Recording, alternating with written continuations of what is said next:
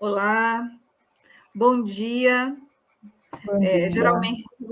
Geralmente o Artemis faz atividade mais tarde, noite, e hoje é um bom dia para nós. Eu não sei se para Karina, onde ela está, se é É bom noite. dia. É boa tarde, na verdade. Ótimo. Bom dia a todos que estiverem nos acompanhando. Nós somos do grupo de pesquisa Arte, Religião e Memória da Universidade do Estado do Pará. Então, o grupo de pesquisa ele tem uma rotina de focar mesmo na produção das pesquisas, estudá-las e convidar pessoas para partilhar, para a gente poder conversar aquilo que vem sendo produzido. A Karina ela tem contribuído grandemente para o Artemis, a gente só tem a agradecer, não foi agora, em 2000, acho que 2020, 2019, ela esteve com a gente no evento do EPENA, junto ao movimento daqui de Belém. Então, assim, e também eu sempre destaco isso, a Karina doou o livro dela autografado para a nossa biblioteca.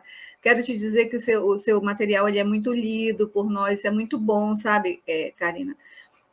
Termos as suas produções, além, né, claro, de toda a produção acadêmica e científica que a Karina disponibiliza nas plataformas em que ela está atuando, organizando grandes eventos, nós do Artemis estivemos presente e pautando grupos de pesquisa. A Karina tem uma jornada como cientistas da religião, né, tanto na jornada dela da dissertação de mestrado como do doutorado.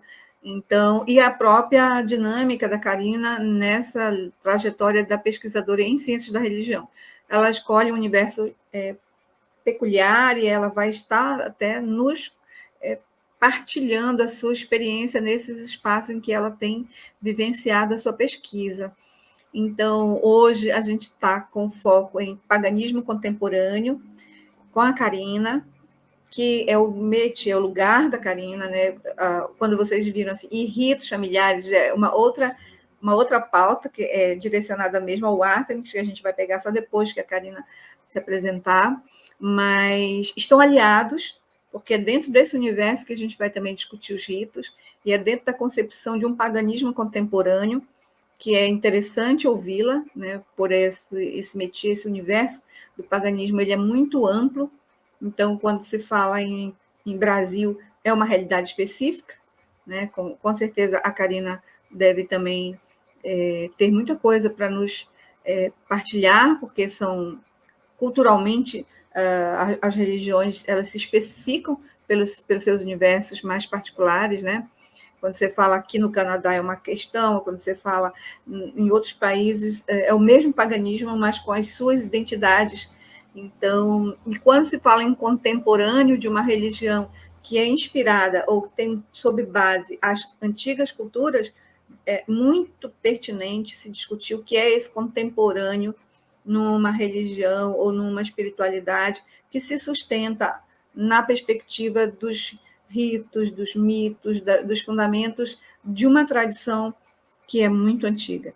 Então, já fazendo, de certa forma, um primeiro tempo e trazendo para a Karina o que a gente sempre faz com as pessoas que vêm, elas também devem se apresentar, porque eu sei que o nosso grupo lê, os nossos alunos estudam os textos, mas quando o próprio autor fala de si, ele se desvela, né? Ele conta os seus mistérios para a gente. Então, sei que a Karina tem uma vida artística também, muito interessante, na música, no rock, e que é muito, muito legal. Karina, eu passo para você, para que a gente possa te ouvir. Eu sei que teu tempo aí é outro, então vamos lá. Certo. Só uma coisa, se alguém fizer uma pergunta, aonde é que eu vejo? As perguntas elas são colocadas nos comentários e eu vou colocar o da Mariana, o Bom Dia da Mariana, que é uma pesquisadora do Artemis, maravilhosa, só para você ver como ela entra. Aqui, ó, ela vai entrar na barra, tá vendo? Ah, tá certo, tá bom. Então, eu vou botar aqui também, ó. Aí a gente vai vendo. Aí, as pessoas podem comentar, e aí a gente projeta para você, e você pode ir respondendo ao tempo da sua fala. Certo. Ok, bom dia. Meu nome é Karina Oliveira Bezerra. Eu também uso o nome Karina Artemis Afrodite, que é meu nome da arte, em geral, tanto pagão como da arte em geral, que eu também sou artista. Então, eu sou historiadora e tenho mestrado e doutorado em Ciências da Religião pela Universidade Católica de Pernambuco. Eu pesquiso o paganismo contemporâneo desde a graduação, quando comecei a graduação em História, e desde aí pesquiso até hoje. Fiz o mestrado e doutorado com o tema paganismo contemporâneo. No mestrado, eu especifiquei mais sobre a Wicca, tratei, assim, brevemente sobre algumas denominações, porque eu encontrei grupos, porque a minha pesquisa foi do mestrado. A pesquisa, especificamente, foi no Recife, mas eu também fiz a história da Wicca no Brasil, já no mestrado. Foi bem interessante, porque a gente não tinha antes ainda uma história da Wicca no Brasil. Então, foi inovador. E no doutorado, eu expandi, né, totalmente, e fiz a pesquisa com 6 denominações pagãs. A Wicca, as bruxarias, o que eu chamei bruxarias pagãs, o druidismo e reconstrucionismo celta, xamanismo, oh, meu Deus, porque eu já estou acostumada a falar inglês, xamanismo, oh my God, porque xamanismo, ok, xamanismo, não consigo. Mas nós entendemos. Falta o quê? O piaganismo, meu Deus, que é isso? Piaganismo.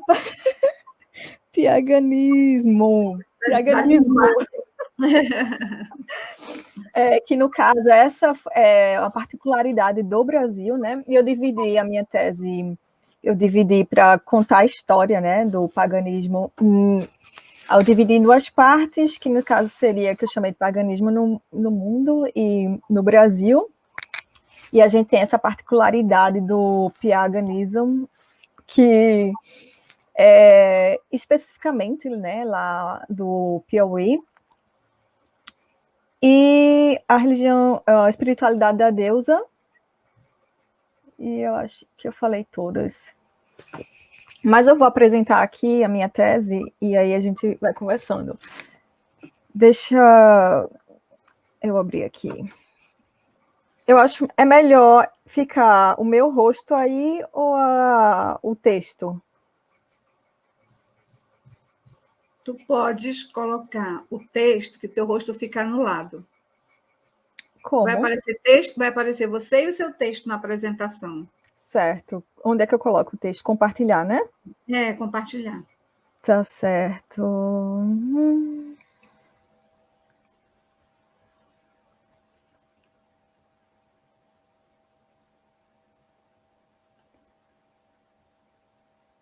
Tá, agora eu tenho que...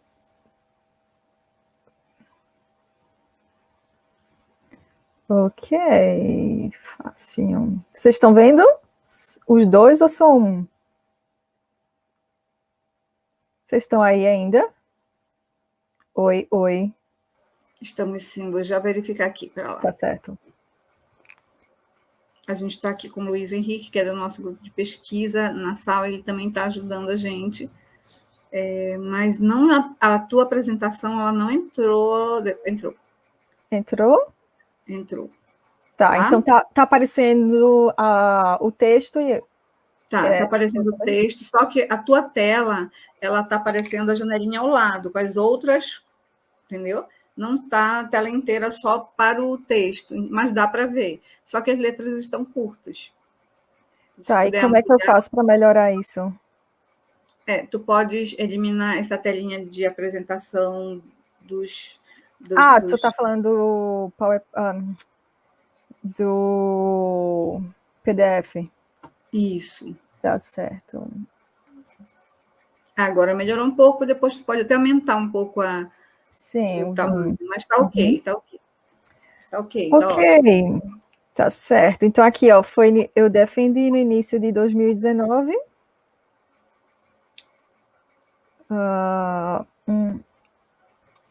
Então, eu vou colocar aqui o resumo, que aí você já tem uma ideia. Então, começo descrevendo, claro, né, o paganismo. Meu Deus, o que é isso? Eu tô com choque na minha cabeça. O paganismo. Não preocupa se a linguagem estiver transitando entre a língua que tu estás e essa daqui, Brasil. Tu pode dizer que a gente vai entender. Uhum. É um movimento religioso contemporâneo que acredita em vários deuses, sendo a natureza sacralizada e cultuada em ritos sazonais, com adaptações para a vida na sociedade moderna. Então, essa é a definição que eu criei, né, da pesquisa, e que para classificar todos os grupos, né, de paganismo que a gente tem hoje em dia. Busca essa inspiração e reconstrução das antigas religiões pré-cristãs europeias e ou das tradições indígenas do país e origem dos praticantes. E nosso trabalho buscou compreender como é a realidade do paganismo e chegamos à tese de que a realidade pagã é mágica. Essa foi minha tese, né? Diferente da tríade magia, religião e ciência, criamos o conceito, eu também criei um conceito de magia tríplice, que no caso, aí foi um conceito na perspectiva acadêmica, não tem a ver com a magia tríplice que se tem na perspectiva do adepto, para representar a realidade pagã, o qual se divide em magia ritual, magia simbólica, magia participativa, e tal sistema de pensamento pode ser chamado de magismo. Essa foi a parte teórica, né, que eu criei a partir da minha tese. Descobrimos que a magia é o elo fundador e aglutinador do paganismo, que no caso é essa também, né, faz parte da minha tese, que no caso os pesquisadores em geral, não só os pesquisadores como os adeptos se têm o consenso, né, de que o elo aglutinador do paganismo é a natureza, né, a reverência à natureza. E eu trouxe na minha tese que é a magia. E que, portanto, a magia no paganismo é um recurso ao invés de lixeira, que eu trabalhei muito com o conceito de magia, né? Então, esse é um ponto também. As respostas diversas dadas por nossos 40 entrevistados, no caso, eu entrevistei 40 pessoas, e eles não foi qualquer pessoa, evidentemente. Eu escolhi as pessoas que tinham mais tempo de prática na religião e também que eram figuras importantes para a história do paganismo no Brasil. Por nossos 40 entrevistados, nos revelaram que é o mito que desempenha o papel da crença e distingue as religiões pagãs. Isso também foi algo que veio com a minha pesquisa, que foi bem interessante quando eu cheguei a esses dados, que no caso seria o mito, que é o que distingue as variedades que a gente tem de religiões neopagãs. Seria o mito. E que ele que faz o papel da crença. Para chegar a essas conclusões, percorremos um longo caminho, foi um longo caminho. Utilizamos os conceitos de programas de verdade, esses foram os conceitos que me auxiliaram na pesquisa. Imaginação constituinte de Paul Venn, que no caso ele é um historiador da cultura grega, da religião grega. Investigamos a religião como vida cotidiana com Graham Harvey. Ele é um cientista da religião que estuda o paganismo. E usamos a ética corpórea de Ian Jamison. Ele foi orientando de Graham Harvey. Ele também estudou na tese dele, paganismo, em conjunto com os estudos sobre magia de Hanegraaff. Claro que eu tinha que estudar, peguei os pesquisadores de magia, né, porque esse foi um ponto foco da minha tese. Então, eu estudei o Hanegraaff, Passy, Thomas e Moos. Então, fomos aplicando na investigação da origem de formação do paganismo no movimento romântico, né, que é lá no século XIX, que é quando se começa a dar os primeiros passos que vão levar ao surgimento do paganismo contemporâneo, que era nostálgico, o movimento romântico, que era nostálgico de um passado desaparecido pagão, buscando a união orgânica entre pessoas, cultura e natureza, e na nova forma de magia que surge com a secularização. Né? Isso é muito importante porque a magia, lá no século XIX, ela vai ter novas perspectivas por conta da mudança de pensamento que a gente tem no século XIX, né? Com o não advento, mas com o ápice da ciência e a mudança de desenvolvimento do pensamento, sobretudo ocidental, né? Que a gente vai ter aí com o processo de secularização, que busca uma união, a magia, né? Que busca união mística com o divino, combinado ao espírito de otimismo e fé no progresso, aperfeiçoamento humano. Então, a magia vai ser vista e utilizada de outra forma no século XIX, e hoje também, né? É utilizada de outra forma e vista de outra forma. Tendo entendimento desse contexto mundial, que comporta o mito e o rito pagão contemporâneo. O mito e o rito pagão, né, que aí eu vou desenvolvendo como surgiu, como vai se desenvolvendo do século XIX até hoje, o paganismo contemporâneo. E o rito, que no caso é a prática. Fomos para o Brasil, né, depois de entender como foi isso no Ocidente, na verdade, né? Investigamos 8 religiões pagãs, foi 8. Faz já um tempo que eu não dou uma olhada. Investigamos 8 religiões pagãs, sim, Wicca, druidismo e reconstrucionismo celta, é claro, esqueci o Rifanismo, que no caso os grupos da tradição germânica, que a gente vai ter a Zatru e outros, Helenismo, que no caso é do grupo grego, xamanismo, espiritualidade da deusa, bruxarias e piaganismo. Fizemos pesquisa de campo em quase todas as regiões do país. A pesquisa de campo, né, foi em quase todas, com exceção do norte. Eu tenho falado que eu ainda não fui lá, né, mas irei aí. Mas assim, a gente fala, né, mas as pessoas aqui não têm noção, e eu não sei nem se no Brasil as pessoas têm noção que o tamanho do Brasil é 2 vezes o tamanho de toda a Europa. Né? Então, vejam, os pesquisadores normalmente eles estudam, né, no seu país, no máximo, né, vai, por exemplo, assim, o Reino Unido, pode ser, pega assim a França, mas nem vejo, assim, geralmente eles pesquisam, então imaginem, né, um território desse tamanho, né, para pesquisar. Então, assim, por isso que eu falo, né, foi uma coisa imensa. Mas eu acho que se você, para falar que você está pesquisando realmente no Brasil, você tem que ter essa imensidão, né? Não é fazer uma pesquisa em São Paulo e dizer que foi no Brasil, né? Então, tem que pegar. Mas, assim, eu só não consegui fisicamente no norte, mas a pesquisa com pessoas, estudando as entrevistas e a pesquisa bibliográfica, tudo, trabalhei também com o do norte, eu só não fui fisicamente lá. Fizemos pesquisa de campo em quase todas as regiões do Brasil, com exceção do norte, visitando 8 estados, pesquisa bibliográfica, claro, documental e entrevistas, sendo 4 presenciais e 36 questionários abertos com 31 perguntas. Então, 4 pessoas eu entrevistei presencialmente e 36 foram questionários abertos, com 31 perguntas, mas no final eu nem consegui trabalhar em cima das 31 perguntas, porque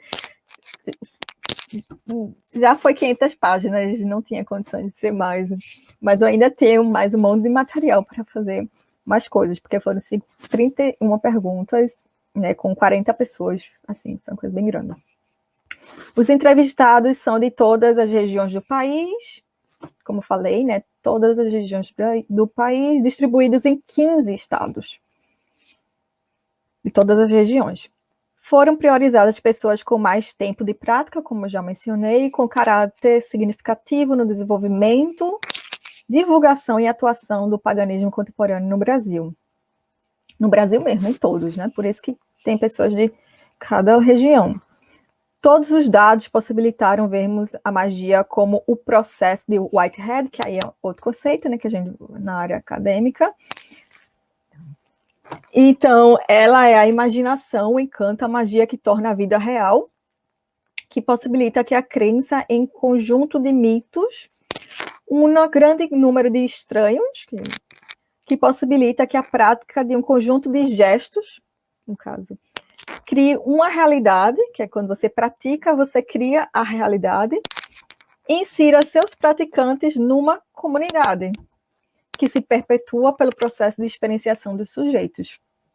Então, foi essa realidade, né, que eu procurei trazer para a vida no texto, né, que ela, claro, estava, já existiu e existe na memória das pessoas, né, nas vivências, e que eu procurei trazer para o texto, né, para a gente ter essa história, né, do paganismo no Brasil. Antes de avançar, alguma pergunta? Deixa eu voltar aqui para a tela. Ainda não, mas eu quero até lembrar a todos que vocês podem fazer a escrita para que a gente possa passar para a Karina, qualquer pergunta que vocês desejem. Ainda não tem nenhuma pergunta. Tá certo. Uhum. Então, esse foi o resumo, né? Aqui o sumário é importante para a gente entender a estrutura, a introdução, todo mundo sabe o que é a introdução. E aí essa parte 1 é o referencial teórico, né? A gente está falando de dentro da academia, então vocês entendem o que é isso. Então, todo esse pedaço eu trabalhei com referencial teórico para construir os conceitos. Então, primeiro eu trabalhei com os principais pesquisadores da história e conceito de magia, né? Que é o Mous, que é da antropologia, o Thomas da história, Hannah Graff e Passos de Ciência da Religião, e são mais atuais, né? Então, Mous é lá do início do século XX, Thomas é do meio do século XX, Hannah Graff e Passos está aí, a gente espera um dia encontrar com eles aí, eles são nossos contemporâneos. E também, então, de magia, e porque a minha tese teve esse foco, esse ponto aqui, acredito que todos que trabalham com o tema precisam ter conhecimento, porque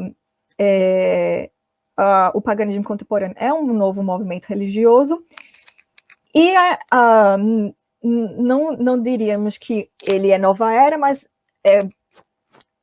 algumas das religiões do paganismo tiveram muita influência da nova era, né? Porque Karina, ela faz parte. Oi.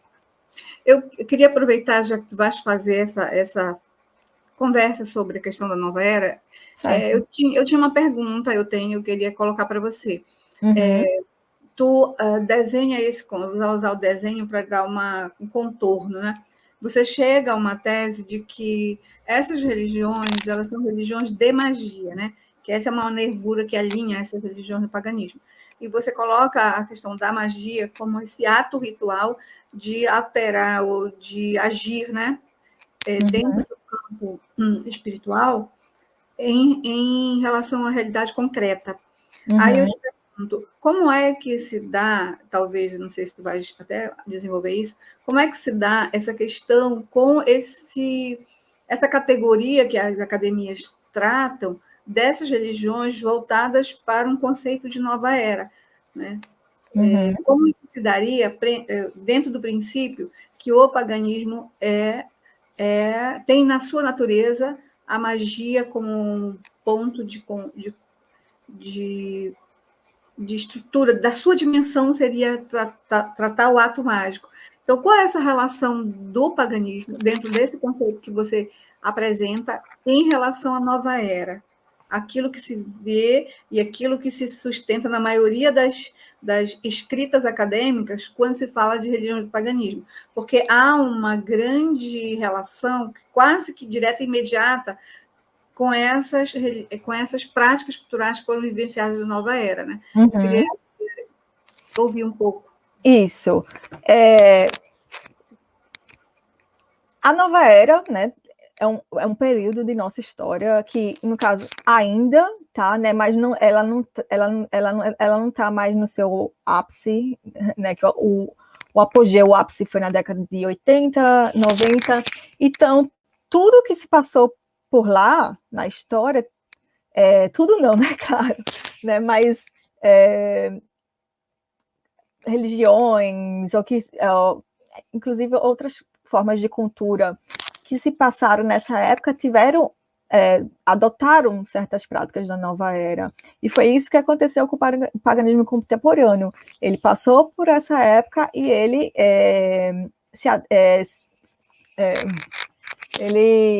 agregou, né, práticas, formas de pensar da nova era. Né? E em relação à magia, a nova era também, né, trouxe uma nova perspectiva de magia, né, trabalhando com a magia. Elas não são a mesma coisa, né? A nova era é esse movimento que tem suas características particulares, isso, como o paganismo tem suas características particulares, e a magia na história de toda a humanidade, na história da humanidade, sim, ela vai ter a sua história e vai ter os seus conceitos, né? Por isso que aqui, história e conceitos. Porque tem a história de como ela foi vista e os conceitos, que as formas que ela foi abordada. Então, vamos dizer, a nova era é um movimento, não uma parte da nossa história que, no caso, começou com a contracultura, né? E depois a gente teve a nova era. Eu não sei se... no caso, no paganismo contemporâneo, vai ter denominações, sobretudo a Wicca, né, que vai ter essas influências, né? Porque quando a Wicca está lá no início do século XX, com o Gardner, não existia nova era, né? Era uma Wicca totalmente diferente, né? Quando ela passa, né, mesma coisa, ela quando vai para os Estados Unidos já muda. Então, a gente vai surgindo tradições, cada uma com as novas influências das novas formas de pensar que estavam se desenvolvendo, no caso, nos Estados Unidos, né, que a gente pode falar no mundo. Então, a nova era estava também lá surgindo, também pegando, né, essas várias influências.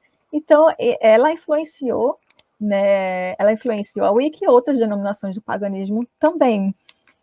E no final da década de 80 e 90, a gente teve grupos, né, pagãos que, vamos dizer, foram contra isso, né, porque que eu trato também, né, que aí que a gente vai ver quando vai surgindo os reconstrucionismos pagãos, que as pessoas que não concordavam com a forma de interpretar as religiões pagãs que eram feitas por essa perspectiva novaerista, né? E o reconstrucionismo, ele vai focar na perspectiva, na forma de ver as religiões antigas, mas de forma histórica. Mas até falando isso é complicado, porque muitas perspectivas antes, não é que as pessoas não estavam querendo seguir a história, mas é porque a história também muda, né? O que é hoje, que a gente vê que hoje é histórico, no futuro vai mudar, porque a gente vai ter novas perspectivas, a gente vai ter novos textos, novas formas, então a gente vai aprender mais. né? Peraí, Aproveitando... estava abaixo aqui, fala de novo. Na perspectiva da dialética, né? Nós estamos vivendo, estamos o tempo inteiro sendo agregadores de culturas, e te falei isso porque há uma tendência muito grande de absolutivização das coisas. Então, assim, se fala das religiões, assim, são religiões de nova era.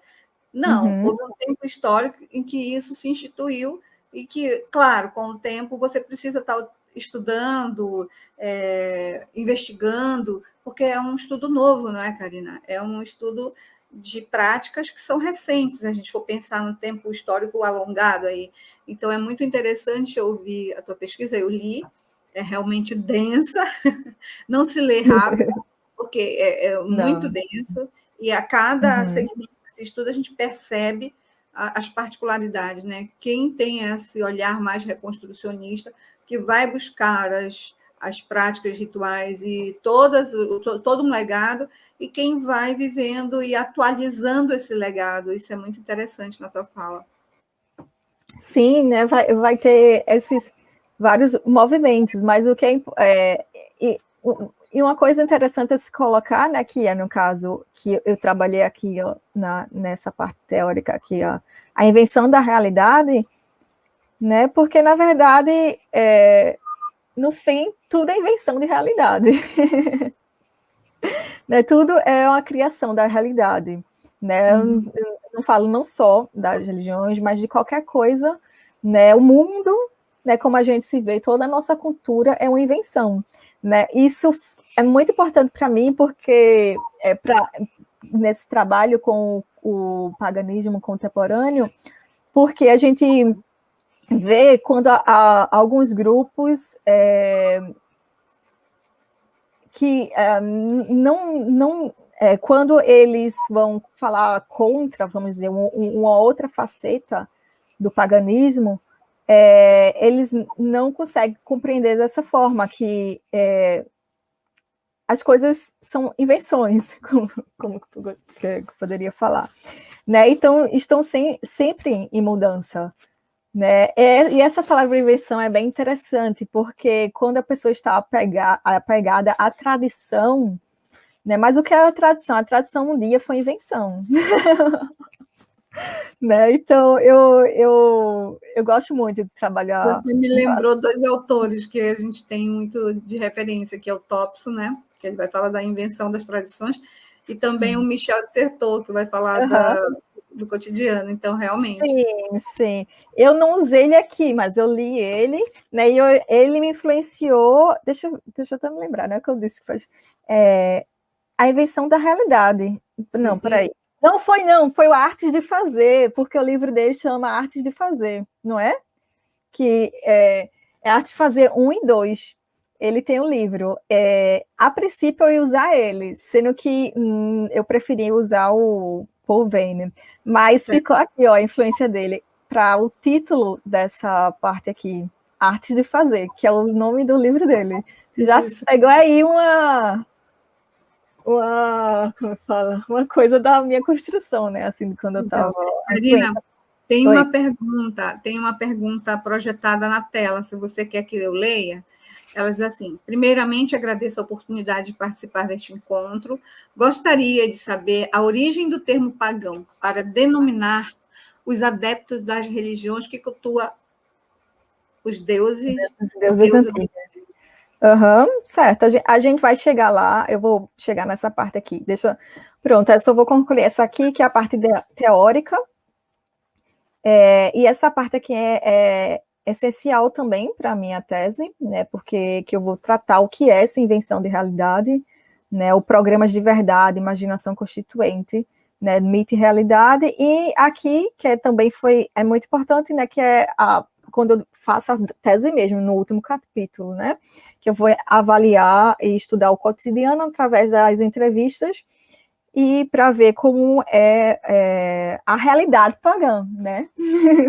Através da performance, fusão, tradição e ética. Então, essa parte aqui é as partes teóricas, que é importante, né, para que a gente aqui da academia. E aí, no segundo capítulo, trata da história do movimento neopagão no Ocidente, né?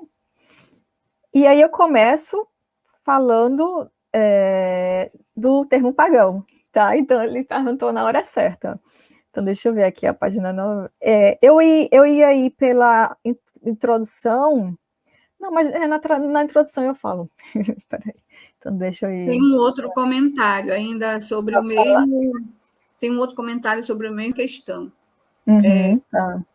A pessoa pagã é aquela que segue o paganismo, termo este usado para se referir aos costumes e tradições do xamanismo, panteísmo, animismo e politeísmo, ou seja, crença em múltiplos deuses. É como se estivesse colocando aqui, se o paganismo se remete só a isso, ou isso também. Tem a ver com a primeira pergunta. Tem, né? Essas palavras, denominações que ele falou, né? São acadêmicas, né, que foram criadas, né? A palavra xamanismo foi criada por Eliade, né, para caracterizar as práticas realizadas na Sibéria. Na verdade, nem as práticas, né? Porque também é uma imensidão. Era, no caso, alguns no Brasil a gente chamaria pajé, lá eles chamavam xamã, né? E em cada grupo humano eles chamaram diferente, sendo que ele utilizou esse termo para tratar basicamente das religiões indígenas do mundo, né? Se a gente poderia falar assim. Isso. Né? Porque no Brasil a gente é acostumado a chamar indígena porque eles estão vivos, mesma coisa nos Estados Unidos, eles chamam indígenas, mas as pessoas têm a tendência quando são os indígenas mortos, chamado de xamanismo. Né? Que no caso seria o do passado. Mas, por exemplo, mas na academia ainda se usa, né? Quando, por exemplo, tem os povos celtas. Aí, quando se estuda os povos da pré-história celta, aí se chama, por exemplo, xamanismo celta, né? Mesma coisa dos germânicos. Então, isso está mais relacionado a quando é da pré-história, né? Quando é antes da criação de uma cultura específica. Quando se tem a criação da cultura específica, a gente já tem o nome, por exemplo, germânicos, né? Celtas. Quando é dessa cultura pré-histórica que não se tem, aí se chama em geral xamanismo. Mas se a gente vê, né, poderia ser indígena, mas criou o xamanismo porque a gente se seguiu o termo que Eliade criou por volta de 1950. É a mesma coisa, né? Os outros termos que ele usou, né? Tem o panteísmo, o politeísmo, são nomes. Inclusive, hoje, tem os grupos pagãos que eles não chamam mais, eles não querem mais ser denominados de pagãos, eles querem ser chamados de politeístas. Né? Então, tudo termos que a gente contextualiza na história. Né? Porque se chama de... na minha tese, eu mencionei isso, sendo que eu não tinha como aprofundar, porque não dava mais para nada. Né? Assim, não podia mais, não tinha espaço mais. Mas, exatamente, eu defendi no início de 2019, mas a pesquisa foi antes, né? Então, foi naquele período mesmo, começa mais isso em 2015, assim, mais forte, né? Mas é mais a partir de 2010 mesmo, e eu falo isso, que começa os grupos quererem ser mais tradicionais, no sentido de querer seguir mais fielmente o que se fazia. E aí que vai surgir os grupos que não querem mais serem chamados de pagãos, porque eles vão relacionar aos grupos anteriores que não estavam praticando o que eles consideravam que eram realmente o que os antigos praticavam. Então, eles vão falar, eles têm muita influência da nova era, eles têm muita influência disso e daquilo. Então, para se distanciar, eles preferem ser chamados de politeístas. Então, tá vendo? Já é uma mudança. E aí é histórico também, né? E aí a gente na academia já vai, também cria, os adeptos criam, a gente na academia vai, e isso é tudo, né? Contexto e criação de denominações para poder explicar o que existe. O Denilson voltou a colocar aqui o termo pela dimensão etimológica, né? eu acho que ele está querendo responder para o Milton, que o Milton pergunta a origem do termo. Aí ele colocou um textinho aqui falando que a origem se deu do latim, do paganos, que significa os aldeões, ou seja, uma pessoa que está... Só que aí tu estás trazendo para o que a gente... Sim, é porque eu estava indo ainda nas palavras, porque que ele falou, né? Que ele falou, politeísmo, não sei o quê, até para chegar aí, né? Aí eu estava falando, tem pessoas hoje que se denominam politeístas e não pagãos, para chegar. Mas, por exemplo, até o próprio termo religião eu questionei, né, na tese, que é o que o Harvey, né, que ele aqui, que ele é cientista da religião, ele estuda o paganismo contemporâneo e ele também estuda o animismo, né? Que no caso é já outro termo, tá vendo? Que não se querem mais falar xamanismo, então já estão utilizando animismo, entendeu? Que já é uma coisa que vem da antropologia, né? Que eles já usavam mais lá. Então os termos vão e vêm. Mas então, aí porque ele é um estudioso da religião e tem foco no paganismo, ele conseguiu expandir e criticar o termo religião, porque o termo religião é baseado no cristianismo. Então, cadê aqui? Não existe uma definição completa e universal aceita por todos os acadêmicos sobre o que é religião, porém existe a definição básica, que é essa de Taylor, né, que já todo mundo sabe, que é da academia. Apesar dessa definição não comportar o budismo, que Hutton critica isso, no entanto, Harvey desafia essa definição, provocando a olharmos para a vida cotidiana, porque a definição de religião que a gente tem é baseada na crença. E o paganismo é baseado na prática, não na crença. Né? Isso é essencial para a minha tese, porque justamente eu investigo a prática. Exatamente. Karina, só assim, eu achei muito importante a tua fala sobre... fazendo uma devolutiva ainda para o Milton, a compreensão de que o termo, muito bem colocado pelo Denilson aqui, a gente está fazendo esse diálogo com eles, né? Ela se sustenta etimologicamente, só que eu gosto de te ouvir também. Eu vou chegar lá na etimologia. Mas eu reforço para eles que o que você traz para essa resposta do Milton é exatamente a compreensão de que, como esses grupos se autoafirmam ou se autodenominam, já compreendendo isso que você falou, né? Essa dimensão histórica, dialetizada e configurando uma identidade, se eu posso assim dizer, religiosa, que já não comporta o construto desses termos que são de origem. Né? Porque o Milton pergunta aqui, acho que a gente está batendo com eles, né? Essa conversa, eles estão participando.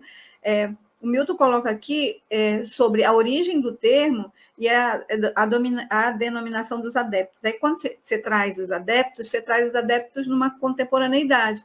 Então, essa contemporaneidade mostra que o termo de origem já não comporta, porque você fala isso. Então, é muito importante a gente entender. E a academia ela é muito importante nisso tudo, porque ela traz essas categorias, ela coloca a categoria no tempo e ela atualiza o tempo inteiro. E isso é importante para nós que estamos sendo muito esse instrumento dentro da academia, né? Como as categorias conceituais, muitas das vezes, elas precisam ser repensadas. Porque senão a gente vai pensar... Também a gente vai pensar sempre paganos como o cara lá do aldeão, lá do campo, e as pessoas estão hoje com um paganismo urbano, né? Com um paganismo das cidades, um paganismo centrado, midiático, internet, se a gente for pensar assim. Então, eu gostei das suas reflexões e também das conversas que os meninos estão fazendo com a gente aqui, porque traz exatamente isso que você está pontuando na sua tese, né? E aí você fala, para eu fechar aqui também a nossa conversa, você fala você traz uma questão que é a religião pagã, ou as práticas espirituais que estão centradas no paganismo, elas vão visitar o passado, mas elas trazem uma magia que traduz essa leitura do craft, né? Dos fazeres, do ritual, do ritual revisitado, mas do ritual de um novo modo de olhar esse cotidiano, né? Se pratica uma religião espiritualizada numa dimensão presenteada, né? No presente mesmo. E está centrado na prática, né? O link, o fio, né? Como diz a Marilena Chauí, se a gente for lembrar de alguns autores que a gente estuda, o fio essa nervura do real está lá no Paganos, mas só que é uma nova prática, né? É uma nova prática. Aí o Milton fala que denominar os adeptos das religiões que cultuam deuses e deusas antigas. Eu achei muito pertinente a tua fala, depois eu vou te devolver para você trazer para a gente, quando você trabalhou várias vertentes dentro do paganismo. Isso é uma outra questão, que é importante para quem está no cerne dos estudos, compreender que o paganismo é um campo amplo, ele não remete a todos igualmente, né? Você falou aí, druidismo é uma vertente, você falou aí, a gente pode identificar vários outros, né? A Wicca é um deles, né? Mas é importante que nós que estamos, e os que estudam paganismo, é como se você dissesse assim, cristianismo, aí existem várias vertentes dentro do cristianismo. Se você dissesse um outro campo, então existem vários, e aí cabe esse olhar indo lá, né? Ouvindo. É muito boa a sua reflexão, porque é o olhar do pesquisador e o olhar do adepto, né? É o olhar de quem está nesses dois universos. Sim. Aí eu pulei aqui, porque como eles estão querendo ir logo para esse ponto, então já no segundo capítulo eu começo exatamente que a história, a primeira coisa que eu faço é para explicar o que é paganismo, né? Porque, inclusive, na academia, né, há muita ignorância em relação ao termo. Assim, ignorância mesmo, das pessoas não compreenderem, né? E eu passei por alguns problemas com isso. Então, a primeira coisa que eu faço é aqui para definir. Então, se existem quatro diferentes discursos caracterizam e definem o paganismo entre 1800 e 1940 na sociedade britânica, de acordo com Ronald Hutton. A primeira se tinha a ideia, né, do o que é o pagão obscuro, sanguinolento e atrasado, que seria os povos tribais. Então, as pessoas chamavam, né, os povos tribais em geral, né, que a gente poderia chamar também de indígena, de pagãos, né, porque se foi uma denominação utilizada para dizer que qualquer um que não era cristão era pagão, né? Isso depois, né, que na verdade, no início se tem a terminologia da pessoa do campo, né, sendo que quando o cristianismo se torna predominante na Europa, os que não eram cristãos eram pagãos. Então, a gente tem aqui essa concepção no século XIX, que não é uma concepção boa, mas tinha as pessoas com essa ideia. E aí eu vou explicando aqui, inclusive na academia, se tinha a concepção de pagão também magnífico na arte, literatura e filosofia, Grécia e Roma. Essa era a imagem do mundo pagão como algo bom, né? Porque a cultura ocidental é baseada na Grécia e Roma, né? E eles também eram chamados de pagãos, né? Então, mas nessa perspectiva era muito positiva, né? Na verdade, as pessoas reverenciavam, né, essas pessoas, os filósofos, os pensadores dessa época, inclusive tinham várias estátuas dos deuses, né, e nas suas casas, tinham, eles eram cristãos, mas com essa admiração fortemente pela cultura grega e romana, que no fundo, né, se tinha alguma reverência, né, lá. Inclusive, tem uma frase aqui bem interessante que eu coloquei de um autor, deixa eu ver se é que ele, eu não, porque tem que passar rápido, né? Mas é que ele fala, se alguém perguntar para onde você gostaria de voltar no tempo, aí ele fala, né, para a Grécia. E aí ele para e pensa, não, né, para Palestina, porque se ele é cristão, então tem que querer voltar, né, para ir lá para a terra da figura lá que ele acredita, né, de Jesus, como ele é cristão. Mas o primeiro pensamento é para lá, para a cultura grega, né? E quando eu falo cultura grega, é religião grega, porque no passado não havia essa diferenciação entre religião e mundo, né? Era uma coisa só a cultura.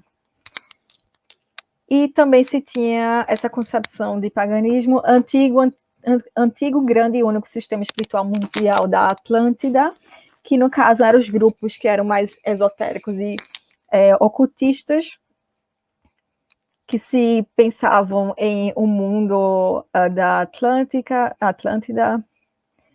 E finalmente se tinha grupos que se entendiam o paganismo como do campo, que é justamente essa denominação que veio para os pagãos, né? Porque justamente é desse grupo aqui que eles vão ter toda a referência, e é da onde o paganismo contemporâneo vai surgir. Então se tinha esse quarto pensamento, que é o paganismo é algo que vem do campo, em estado de tranquilidade e felicidade, que vai ser o revivalismo pagão, né, do século XIX, que no final vai dar na construção real do paganismo contemporâneo. Então, é esse aqui. Então, esse eu vou passar mais um tempinho para falar.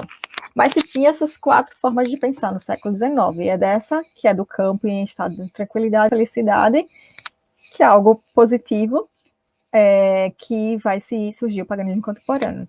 É aqui que encontramos as raízes do termo paganismo, que se aplica ao novo movimento religioso que se construirá ao longo do século XX. Para Hutton, essa linguagem surge no romantismo alemão do fim do século XVIII, como resultado da admiração pela Grécia Antiga, pela nostalgia de um passado desaparecido e pelo desejo por uma união orgânica entre pessoas, cultura e natureza. Esse anseio respondia às mazelas do mundo moderno, né, que a gente estava lá surgindo no mundo moderno, no século XIX, indústria, cidade, as pessoas migrando do campo para a cidade, eletricidade, carro, vídeo, rádio. Esse anseio respondia às mazelas do mundo moderno caracterizado como não natural, muito especializado e autoritário, em contrapartida à Grécia Antiga, natural, criativa e livre. E aí o criativo e livre também, claro que é oposto não só ao campo e cidade, mas também ao cristianismo, né, que se dizia que era algo negativo, no sentido de você pensava mais na morte do que na vida, e aprisionado porque você não teria essa liberdade que se tinha se você tivesse a perspectiva pagã. Hutton diz que quem estabeleceu essa ideia foi Johann Joachim Winckelmann, na década de 1750. Então, virão vários escritores apaixonados pelas felizes e serenas deidades. O paganismo é visto como encantado, enquanto o cristianismo como triste e mórbido, aí o que eu estava falando. Em 1779, em seus escritos, Goethe cairá em amores pelos deuses, né? Ele é muito importante para esse revivalismo pagão, Goethe. Mas quem se destacou no tratamento dado aos deuses e no regresso do paganismo foi seu contemporâneo Johann von Schiller, que foi imitado por Johann Hölderlin, o qual, no ano de 1808, lamentou a partida da antiga religião. Então, vejam, foram os poetas que trouxeram todas essas concepções que a gente tem, né, do paganismo contemporâneo, que vai surgindo ali na década de 60. A antiga religião, essa coisa positiva da natureza. Essa linguagem que é uma perspectiva romântica, né, que é importante se colocar. Inclusive, por isso que esses grupos reconstrucionistas, eles também vão contra a esse olhar do paganismo romântico. Lamentou a partida... certo, essa linguagem chegou à Inglaterra e pode ser observada em Wordsworth e Byron, que também são outros poetas. No entanto, foi com Keats, Shelley e Leigh Hunt, a partir de 1815, que houve um real entusiasmo. Então, esses autores, todos eles, vão trazendo essa nova imagem do paganismo.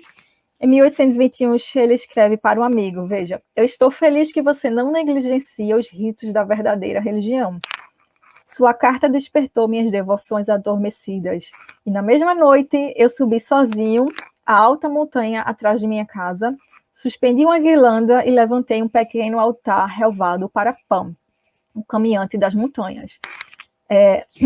Pan é o deus que eu no capítulo que eu falo dos deuses, é o que eu falo, né, dele. Ele é o foco, né, porque justamente é Pan que vai trazer essa nova imagem de paganismo, porque os poetas, em geral, eles, quando eles pensavam no paganismo, eles pensavam em Pan. No início era Apolo, mas Pan que predominou. Depois de uma pausa entre os escritores mais famosos, em 1866, Charles Swinburne causará sensação pública com seu livro Poems and Ballads. Ele foi admirado e citado por três figuras de destaque na história do paganismo contemporâneo: Aleister Crowley, John Fortune e Gerald Gardner. Né? Todos eles citaram esses poetas. Claro, né, que eles estavam lá próximo do tempo, então foram eles que influenciaram eles, né? Em 1876, quando John Addington Symonds publica seu livro Studies of the Greek Poets, ele avisa que não tem desejo em reimplantar pseudo-paganismo na alma moderna. Claro que vai ter alguns que eles vão, historiadores ou poetas que eles vão estudar sobre o passado, mas como eles já estão vendo que alguns querem fazer esse revivalismo pagão, e esses são cristãos, eles vão fazer essa diferença, né? No entanto, sua linguagem é essa quarta e com muita força. Assim, a palavra pagão com sentido de liberdade,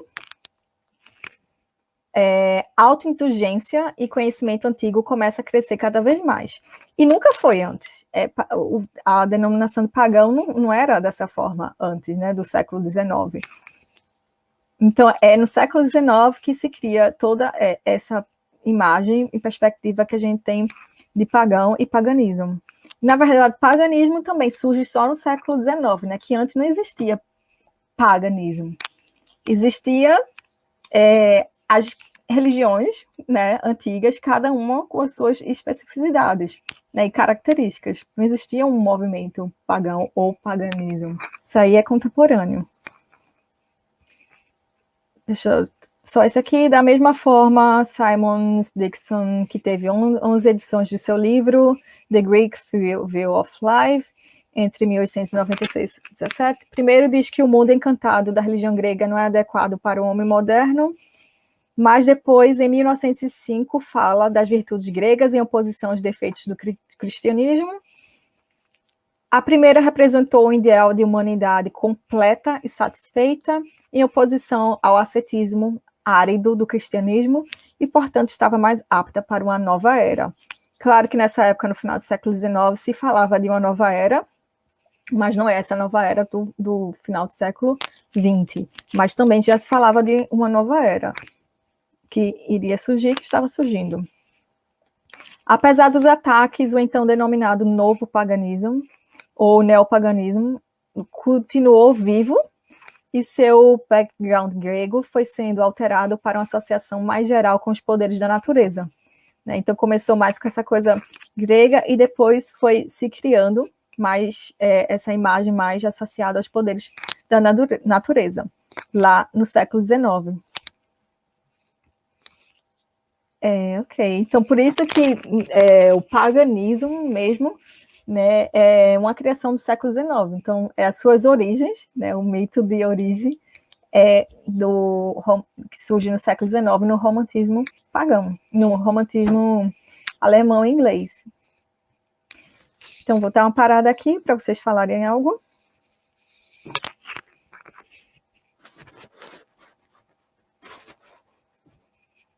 Oi? Estou dando uma olhada aqui para ver se a gente tem Ah, tá. alguma pergunta, mas até o momento não há. Vamos ver, não tem alguma pergunta aqui.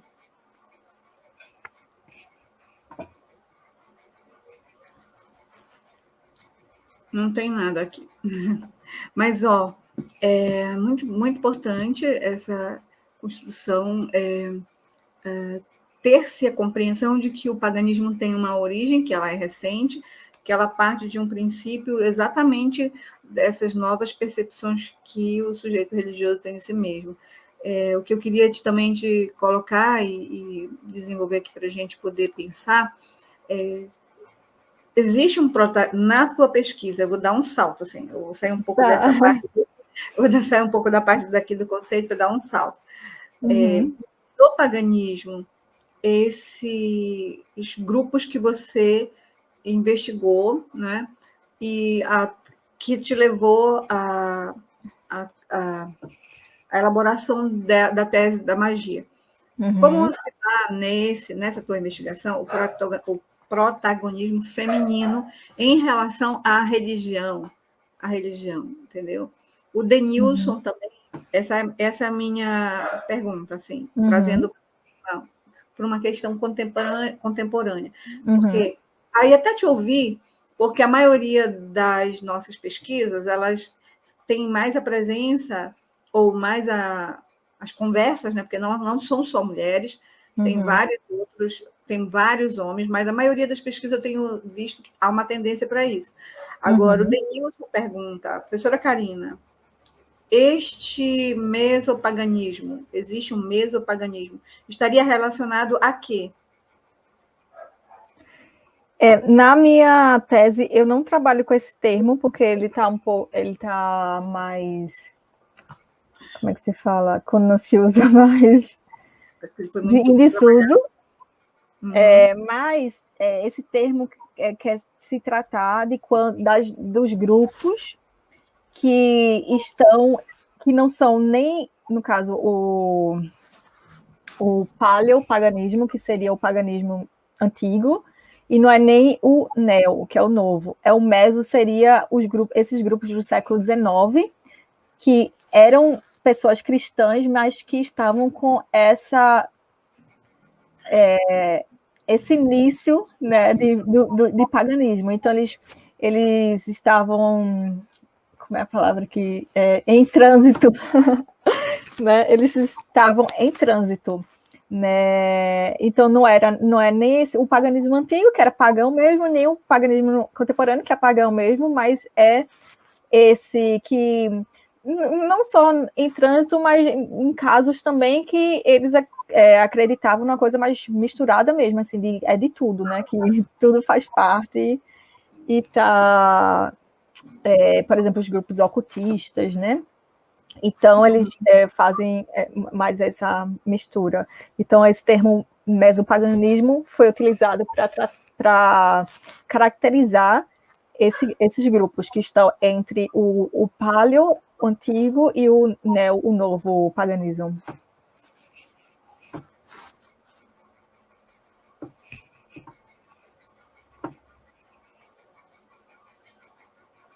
Sim, a tua pergunta foi, no caso, feminino, né? Sim. Tá. Deixa eu... Não, vou falar da minha cabeça aqui para achar aqui, mas eu tenho certeza que tem em parte. Foi interessante eu acho, porque, como eu falei, eu não dei uma olhada na minha tese, então tem que vir tudo da minha cabeça para lembrar, né? Mas eu entrevistei, eu acho que por volta de 9 pessoal do druidismo e reconstrucionismo celta, e só teve uma mulher. Então, esse foi interessante. Interessante. Isso, né? E eu tratei. E também eu esclareço, né, que teve pessoas que eu convidei e não responderam, então não foi que eu escolhi, né, assim, vou pegar homens, não, em nenhum momento foi dessa forma. Eu fui escolhendo por tempo, como eu falei, né, de tempo de prática e importância na comunidade. né? E eu convidei. Então, a gente... porque os homens, né, que responderam, né? Que aceitaram participar. Eu não analisei, né, isso assim, porque não fazia parte, né, mas a gente pode, né, ver assim, se tem um papel de que o porquê, né? Eu não quero falar, mas Não, tudo bem. mas e na Wicca foi 4 e 2 foram, deixa eu ver, foi 2 homens e 2 mulheres. Peraí, que eu tenho que me lembrar. Que acho que foi com o Claudinei e o do. Acho que foi 4, então foi balanceado. Né? Da bruxaria, das bruxarias. É o que eu tenho que olhar, mas eu acho que foi mais balanceado também. Do xamanismo, só foi homem. Esses dados são interessantes. Eu lembro que eu não trabalhei ele, mas esses dados são interessantes. Se eu fazer um artigo sobre de gênero, né, eu já pego as coisas daí. Ótimo. E, na verdade, eu tive pergunta de gênero, mas eu não tratei, porque foi uma das perguntas no final e que não estava mais tempo. Mas, né, é interessante. Essa questão do gênero é interessante, porque a maioria das pessoas também tem uma certa relação dessas religiões com o estereótipo do feminino, né? Sim. Então, às vezes, muita visão. E a gente sabe que o paganismo contemporâneo mudou muito isso. Isso. Eu dei uma entrevista para um canal de religião e ela ficou focando, né? Mas o feminino, mas foi só sobre a Wicca. Né? Ela queria muito, ela ficou focando o tempo todo, assim, porque justamente a imagem que as pessoas têm, né? É uma imagem que a gente tem, sobretudo o livro do Claudinei, né? A religião da deusa. Né?